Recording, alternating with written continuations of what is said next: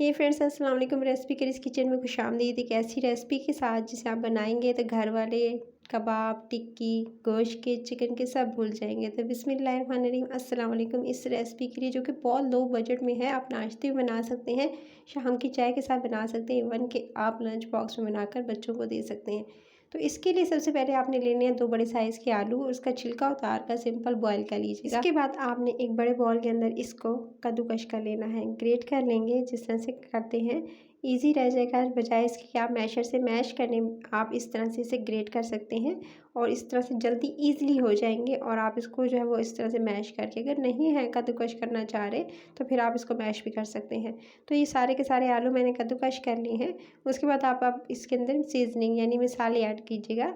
Just 1 से 2 मसाले जाएंगे। नमक जाएगा आधा टीस्पून, इससे ज़्यादा नहीं ऐड कीजिएगा क्योंकि मैं इसके अंदर शामिल करने जा रही हूँ, ये है मैगी मसाला, जो नूडल्स में आता है ना मैगी मसाला, ये मैंने 1 टीस्पून भर कर इसके अंदर शामिल किया है।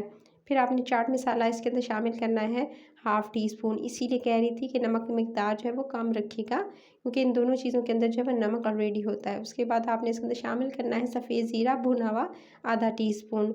ये तमाम के तमाम सीजनिंग चलेगी, बस इसके बाद और कोई मसाला नहीं जाएगा। उसके बाद आपने इसके अंदर 2 चम्मच जो नॉर्मल खाने के होते हैं वो आपने कॉर्नफ्लावर इसके अंदर ऐड करना है, और साथ में 2 चम्मच ही आप इसके अंदर मैदा ऐड कर दीजिएगा। दोनों की क्वांटिटी यानी मिकदार सेम रखनी है। उसके बाद आपने तमाम चीज़ों को अच्छे से पहले मिक्स कर लेना है। मिक्स कर लेने के बाद फिर हाथों की मदद से इसको संबल कर लेंगे, इकट्ठा कर लेंगे। जिस तरह से नॉर्मली डो गूंदी जाती है, आटा गूंदा जाता है, इसी तरह से आप जो है इसको संबल कर लेंगे और इकट्ठा कर लेंगे।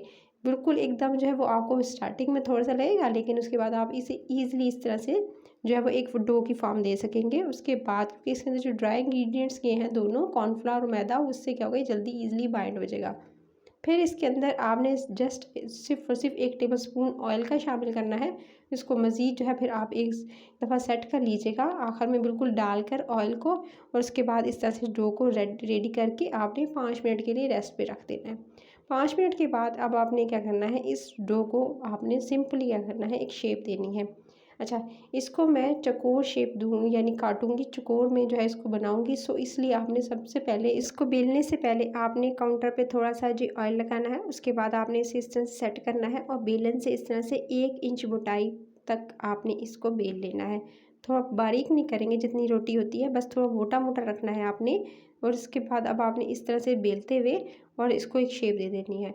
अच्छा, जो साइडें होंगी इस तरह से देकर बिल्कुल एक राउंड मैंने शेप दे दी है। इस तरह से बिल्कुल बारीक, बिल्कुल पतला नहीं होना चाहिए, बस आपने थोड़ी सी इसकी मोटाई रखनी है। बेल लेने के बाद फिर मैंने क्या किया, इसको देख सकते हैं मैंने अच्छे से बेल लिया और इसकी आपको मोटाई भी नज़र आ रही होगी।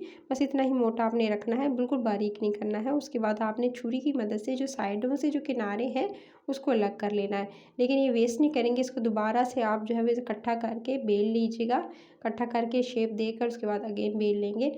उसके बाद आपने छुरी की मदद से इस तरह से इसको जी एक जो है वो कह सकते हैं कि परफेक्ट शेप देने के लिए आपने दरमियान से इस तरह से जी साइडों से जो रिमूव किया उसको साइड कट कर दीजिएगा। और उसके बाद इस तरह से आपने पीसेस में से कट करना है। चौकोर शेप दे रही हूँ, इस वजह से आप जो है इस तरह से बिल्कुल आप इक्वल साइज़ के जो है वो इस तरह से साइज़ में जो है इक्वल साइज़ के आप जो है ये स्नैक्स काटते जाएंगे और निकालते जाएंगे। तो इस तरह से जब कटिंग कर लेंगे, तो कटिंग कर लेने के बाद इस पर थोड़ा सा आप चाहें तो ऑरिगानो या मिक्स हर्ब्स, दोनों में से कोई भी जो आपके पास अवेलेबल हो वो आप इस पर स्प्रिंकल कर दीजिएगा। मेरे पास मिक्स हर्ब्स थी, सो मैंने मिक्स हर्ब्स जो है मैं इसके ऊपर स्प्रिंकल कर दी है। इससे टेस्ट बहुत ज़्यादा अच्छा आएगा। उसके बाद आपने बेलन लेकर उसके ऊपर अच्छे से प्रेस करना है हल्के हाथों से, ताकि इस पे अच्छे से जो आपने स्प्रिंकल किया है ना मिक्स हर्ब या ऑर्गेनो स्प्रिंकल करेंगे वो इस पे अच्छे से सेट हो जाए। तो हल्का सा मैं इसके ऊपर बेलन चला रही हूँ इस तरह से, ताकि इस पे अच्छे से चिपक जाए। उसके बाद ये अब आपने क्या करना है, इसको साइडें जो थी वो उसको इस तरह से रिमूव कर लेंगे। और मैंने आपको बताया कि इसको ज़ाया नहीं करना है, आपने इसको यूज़ कर लेना है दोबारा से आप इकट्ठा करके। उसके बाद इसी तरह से कटिंग करके आप चौकोर शेप में इसे कट कर लीजिएगा। और तो इसको मैं साइडों पे कर देती हूँ, और जो चौकोर वाला पार्ट है यानी जो मिड वाले हिस्से हैं उसको अलग करके किसी भी प्लेटर में आप निकाल लें। अच्छा, इसको इसी स्टेज पे बनाकर सेव कर सकते हैं, और जब जी चाहे आप इसको फ्राई कर सकते हैं। आप किसी भी एयर टाइट जो है वो जार के अंदर या इसको जिप लॉक बैग के अंदर इसको सेव कर लीजिएगा। महीना बना कर रख सकते हैं फ्रीज़र के अंदर, बिल्कुल ख़राब नहीं होंगे। और जब जी चाहे मेहमानों को सर्व करने हो, शाम की चाय हो, सुबह का नाश्ता हो, आप इसे ईज़िली बनाकर बस आप जो है सिर्फ़ और सिर्फ देख सकते हैं 2 आलू से मैंने बनाए हैं ये। उसके बाद आपने ऑयल गरम करना है, ऑयल गरम करके सिंपल इसको फ्राई करना है। एक तरफ से हो जाए तो उसकी साइडें टर्न कर देंगे और इस तरह से इसको दोनों तरफ से अच्छे से आपने कुक कर लेना है। टेम्परेचर ज़्यादा हाई नहीं रखेंगे, आपने जो है वो लो टू मीडियम फ्लेम रखनी है और इसको दोनों तरफ से अच्छा सा कलर आने तक जो है वो अभी आपको इसको मिड में आपको थोड़ा सा लाइट कलर नज़र आ रहा होगा। दोबारा मैं इसको जो साइड टर्न करूँगी तो दोनों तरफ से अच्छे से इसको कलर दे दूँगी। सो दोनों तरफ से आपने 3-3 मिनट्स देने हैं। 3-3 मिनट के बाद फिर आप इसकी साइडें टर्न कर लीजिएगा और अगर आपको लगे तो मज़ीद इसको कुक कर सकते हैं। सो जी गाइस, ये दे सकते हैं 3 मिनट एक तरफ हो चुके थे, अब दूसरी साइड इसकी टर्न कर दी और इसको अगेन जो थोड़ा-सा मुझे नज़र आ रहे थे पार्ट्स, उसको दोबारा जो है वो आप 1-2 मिनट और दे दीजिएगा और अच्छे से इसको फ्राई होने दीजिएगा। वैसे तो आलू ऑलरेडी बॉयल किया हुआ है, लेकिन फिर भी आप इसको हल्का-सा बिल्कुल हल्की सी देर में देख सकते हैं, आँच बिल्कुल हल्की रखी हुई है क्योंकि ज़्यादा अगर आप तेज़ आँच करेंगे तो ये जल जाएँगे। सो आपने जो है medium low to medium flame पर आपने इसे कुक करना है।